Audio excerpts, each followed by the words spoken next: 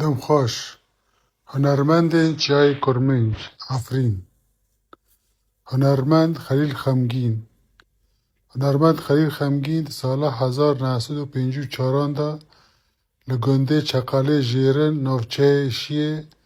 جدایک بو. او لگند مزن بیو چی دبستان 14 سالیا وی دا باوی وی زوجی و هوهشتن چی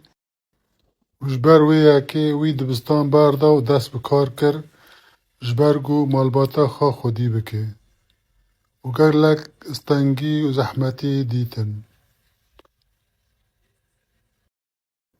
و سالا 1978 دا چی سعودی کار کر لور و خابتی جبرگو مالباتا خوا خودان بکه و زاروکاتی خوا دا جستران کردی حز دکر و تنبور ددا رادیو باوی وی هبی و گل رادیو یریوانی دنا و